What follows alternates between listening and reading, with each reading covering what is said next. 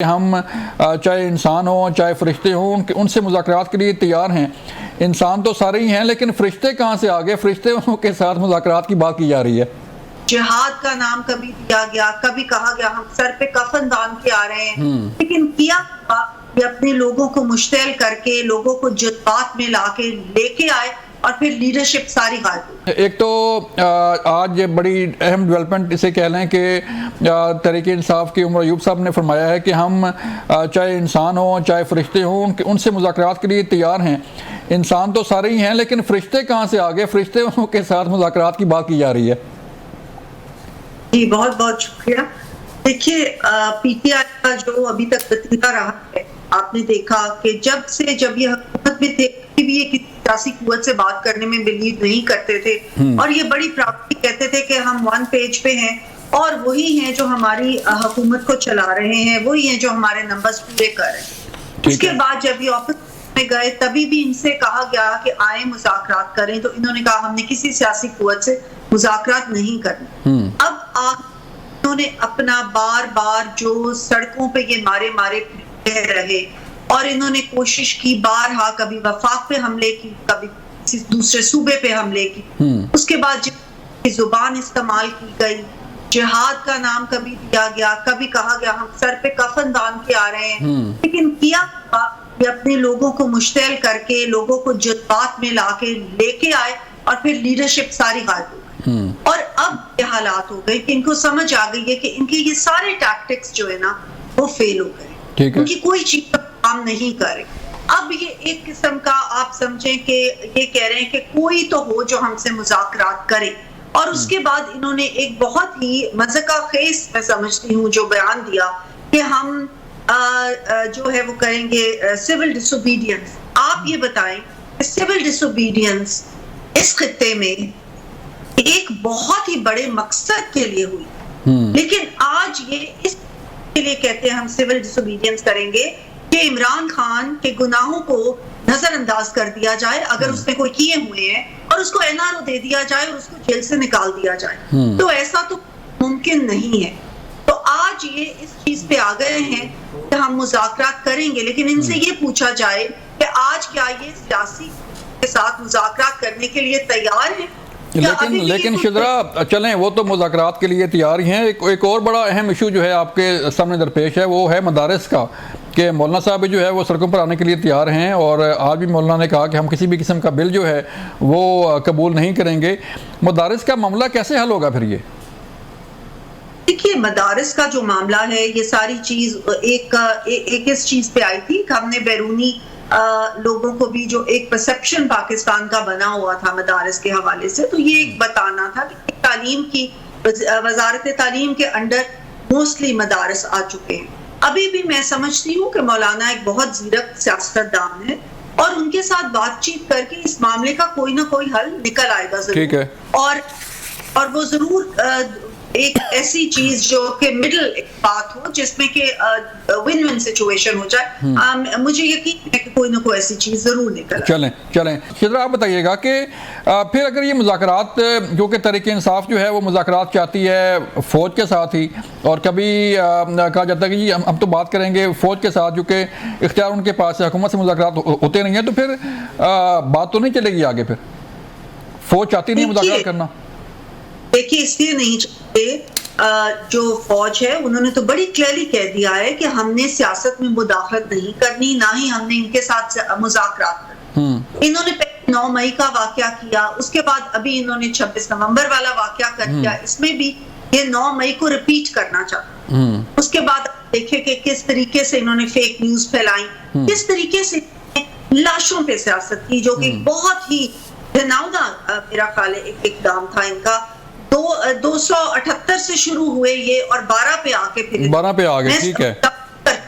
कोई भी एक भी इंसान, चलें पूछते हैं शिद्रा, तहरीक इंसाफ से पूछते हैं। अहमद अवैस साहब, बहुत शुक्रिया वक्त देने का। बताइएगा सर, जो मुज़ाकरात की बात हो रही है, अभी उमर अयूब साहब ये कहते हैं कि मुज़ाकरात होने चाहिए, चाहे वो इंसान से हों चाहे वो फरिश्तों से हों, तो इंसान और फरिश्तों में कौन फ़र्क जो है वो कैसे फ़र्क महसूस होगा कि आपने बात करनी है इंसानों से या फरिश्तों से? बात देखिए, सवाल ये है कि वो तो उन्होंने तो ये तासुर तो दे दिया ना कि बातचीत होनी चाहिए। अब सवाल ये है कि TOR देना, मैग्नेनिमिटी दिखाना तो हुकूमत का काम है। जब हुकूमत हर वक्त इल्जाम तराशी ही करती रहेगी तो मुज़ाकरात कैसे होंगे?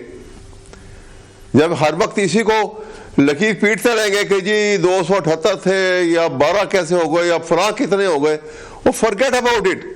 एक भी आदमी अगर जख्मी हुआ तो आपने ज्यादती की है, इस बात को छोड़ दो। अगर निगोशिएशन के टेबल पे बैठना है तो फिर आप बैठो और उसके TOR बनाएं और बैठ के मीनिंगफुल मुज़ाकरात करें ताकि किसी नतीजे पे पहुंचे। क्योंकि जब ज्यादती आपने की हुई है वो सारी दुनिया जानती है। आप तो झूठे मैंडेट के ऊपर जाके असेंबली पे काबिज हो। चलो छोड़ो उस बात को, बैठो तो सही। यह हर वक्त कर रहे 9 मई का वाक़या रिपीट हो रहा है, 9 मई का वाक़या रिपीट हो रहा है। और 9 मई का वाक़या तो अगर होता असल वाक़या तो अब तक ट्रायल होकर सजा भी हो चुकी होती। ये बैठ के इन्होंने PDM की हुकूमत में जिसमें शहबाज शरीफ का हाथ था, उन्होंने फौज को बदनाम करने के लिए वाक़या बनाया था, इसीलिए उसकी इंक्वायरी नहीं हुई आज तक। कभी ऐसे भी बातचीत हुई है? एक बात को पकड़ के उसको पीटते रहते हैं। खुदा के लिए इसको खत्म करो। अगर मुल्क ने आगे चलना है तो आगे बैठो, पिछली बातों को आगे का सोचो। लेकिन कैसे चलना है? लेकिन सर बात तो ये है कि मुज़ाकरात के लिए कोई रास्ता हमवार होना चाहिए ना। आप भी अपनी पोजीशन पे खड़े हुए हैं, गवर्नमेंट भी अपनी पोजीशन पे खड़ी हुई है। लचक का मुजाहरा तो जो है वो दोनों तरफ से होना चाहिए ना। तहरीक इंसाफ चाहती है कि वो एक तरफ से होगा, जब एक तरफ से होगा तो दूसरी तरफ से भी हो जाएगा। देखिए, जब भी हुकूमत बनती है, जैसे भी बन गई हो, यह मैग्नेनिमिटी का आगाज हुकूमत को करना होता है, फिर उसका रिस्पॉन्स जो है वो अपोजिशन करती है। आप भुट्टो साहब के ज़माने के मुज़ाकरात देख लीजिए, क्योंकि उसमें और इसमें मुमानस ये थी कि वो भी उसकी बुनियाद इलेक्शन रिगिंग था और उन्होंने मुज़ाकरात किए, TOR बनाई और कामयाब भी हो गए थे मुज़ाकरात उनके।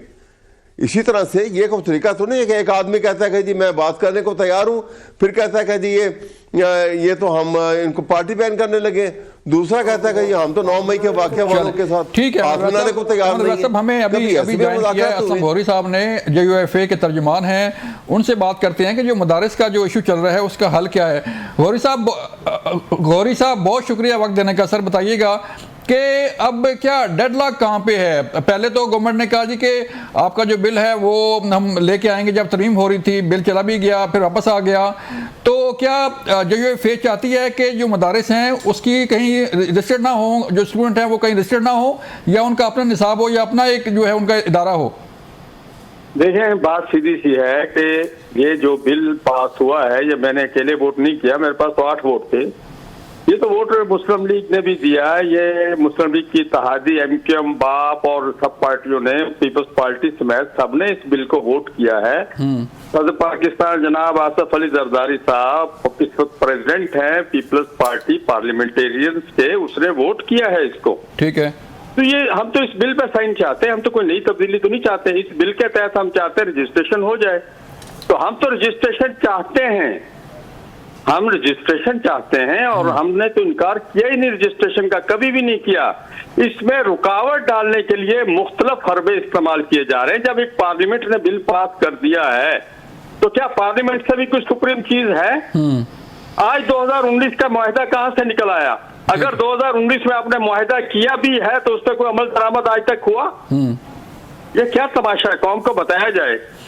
नहीं गौरी साहब, लोग हैं ये सरकारी लोग बैठ के प्रेस कॉन्फ्रेंस कर रहे हैं। ठीक है, सरकारी लोगों को साथ बिठा रहे हैं, औकाफ के मौलवी बिठा रहे हैं, वो लोग जो हमेशा इनके साथ चलते रहे उनको बिठा रहे हैं। असल मदारस वाले से पूछे, इत्तेहाद तंजीमात मदारस से तो पूछे, कोई हनीफ जालंधरी से पूछे, कोई मौलाना तकी उस्मानी साहब से पूछे, कोई मुफ्ती मुनीबुर रहमान साहब से पूछे कि वो क्या चाहते हैं। गौरी साहब, मेरा सवाल ये था कि डेडलॉक कहाँ पे है? आपने फरमाया कि बिल जो है बिल को सबने वोट दिया, और इस बिल के तहत जो है अगर रजिस्ट्रेशन होगी तो क्या, कैसे उसका प्रोसीजर क्या है? क्या बिल में जो कोई ऐसी कोई चीज़ आ गई है जिसपे अब कोई जो है वो सारी लोग पीछे हट रहे हैं? क्या चीज़ है वो? हमें तो इसमें कोई चीज ऐसी नजर नहीं आई हजूर। ये बिल हमने जब PDM की 16 माह की हुकूमत थी उस वक्त भी इस बिल को बनाया था। ये वो बिल वही है, उस वक्त भी कंसेंसस से इसको पास हुआ था। उस वक्त जरदारी साहब पीपल्स पार्टी के सरबराह की हैसियत से उस सरबराही इजलास में बैठे थे, जिस इजलास में इस बिल को पास किया गया था। फिर वो बिल उस वक्त भी एक नादीदा हाथों की वजह से पार्लियामेंट के अंदर जा चुका था, 2 खानदगियां हो गई थी, इसको रोक दिया गया था और कहा गया था कि मुल्क इस वक्त इंतहाई मुआशी हालात मुल्क के खराब हैं और इसको हम जो है फौरी तौर पर इसको रोकते हैं क्योंकि फैटफ नाराज हो रहा है, IMF नाराज हो रही है। तो हमने कहा ठीक है, मुल्क को बचाना है, मुल्क अगर नहीं होगा तो ये चीजें चलती रहेंगी। अब खामोश हो गए। अब 26वां यानी तरमीम में हमने उसी को रखा और हमने कहा ये सब आप लोगों ने, ये वही बिल है जो आपने और हमने पास किया था। उन्होंने कहा जी ये वही है। फिर इसको हमने बिलावल हाउस कराची में बिलावल साहब की पूरी टीम ने इसका जायजा लिया, उन्होंने कहा ये वही है और उसमें उन्होंने देखा, सब कुछ किया। फिर जाती उमरा में मीटिंग हुई, हमने वहां भी रखा। उसके बाद सबने बिल्कुल कंसेंसस से उसको वोट किया। अब इसमें कीड़े किसके दिमाग में है, कहाँ है, हम नहीं जानते। हम सिर्फ ये कहते हैं कि पार्लियामेंट से सुप्रीम जो चीज है वो हमें कौम को बताई जाए कि ये पार्लियामेंट से सुप्रीम है, पार्लियामेंट ने जो साइन किया है उसको हम रोक रहे हैं, कौन है वो, क्या वजह है उसका। चलें सर, पूछते हैं गवर्नमेंट से पूछते हैं। शिद्रा, आप बताइए, आप हुकूमत का हिस्सा है, क्या वजह क्या है कि वो बिल जो है वापस हो गया या कोई नया बिल जो है वो आ रहा है? तो कहीं कोई डेडलॉक की जो सूरत हाल है वो क्या पॉइंट क्या है, थोड़ा सा समझाइए कि गवर्नमेंट क्या चाह रही है अब? देखिए, इसमें कुछ कानूनी पेचीदगियां हैं जिनका कि उनका हमें मुझे तो तरीके से जो है तफसीलन इल्म नहीं है कि क्या पेचीदगियां हैं वो, लेकिन ये जरूर है कि उसमें चंद ऐसी चीजें हैं जिनको शायद हुकूमत चाह रही है कि उनके बारे में बातचीत कर ली जाए, जो कि बातचीत हो भी रही है, किसी जगह पे कोई मीटिंग्स चल भी रही हैं। मेरे ख्याल में कि ये अगर कोई थोड़ी बहुत उसमें कानूनी पेचीदगी है भी तो वो स्मूथ आउट हो जाएगी। कोई ऐसी बड़ी बात या कोई ऐसा बड़ा डेडलॉक फिलहाल तो नजर नहीं आ रहा जिसके ऊपर के बात खत्म हो जाए। बेसिकली ये कि वजारत तालीम के अंडर ये रजिस्ट्रेशन सारी हुई थी, शायद किसी और वजारत के अंडर रजिस्ट्रेशन चाह रहे हैं या इस किस्म का कोई मामला है, लेकिन कोई ऐसा मामला नहीं जो कि हल नहीं हो सकता। ठीक है गौरी साहब, मैं एक बात मेरी एक बात सुन ले। ये बिल जो इस वक्त पास हुआ है, जो साइन के लिए प्रेसिडेंट के पास गया है, ये मैंने बिल प्राइवेट बिल नहीं है, ये हुकूमत पाकिस्तान का बिल है। मोहतरमा जो बात कर रही हैं, तो क्या वजारत कानून जो है अपना मुस्लिम लीग नून की वजारत कानून ने इस बिल को पास करके इसको जमा कराया है, क्या ये इस बात की निशानदेही कर रही है कि नाहलों का टोला बिठाया हुआ है वजारत कानून में, वजीर कानून समेत? क्या कहना चाह रहे हैं आप लोग? खुद अपने मुंह पर थप्पड़ मार रहे हैं, आप कहना क्या चाहते हैं? हमें कौम को बताएं तो सही ना। ये इसकी बिल ये वजारत कानून ने जमा किया है, वजीर कानून ने जमा किया है, कौन सी पेचीदगी है?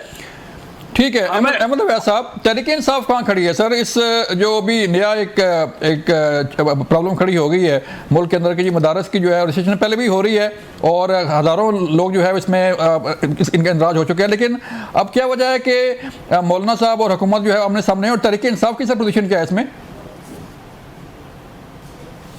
तहरीक इंसाफ की तो बड़ी वाज़ेह और बहुत क्लियर पोजीशन है कि जो जब एक बुनियादी तौर पे जब ये ड्राफ्ट तैयार हुआ था और ये बिल की शक्ल थी और उस वक्त ये मौलाना भी एग्री थे और ये सब एग्री थे, तो उसके ऊपर कोई कबाहत नहीं है कि इसको क्यों आपने इसको रेफर किया, दोबारा रेफर पार्लियामेंट को क्यों किया गया है।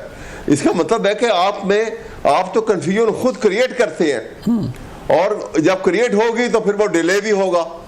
और इसका सबसे ज्यादा एहसास तो हुकूमत को होना चाहिए, क्योंकि डिले का नुकसान जो है असल में तो हुकूमत का, हर प्रोजेक्ट जो है वो डिले होगा, उससे हर मामला डिले होगा, हर मामला फ्रस्ट्रेट होगा जी।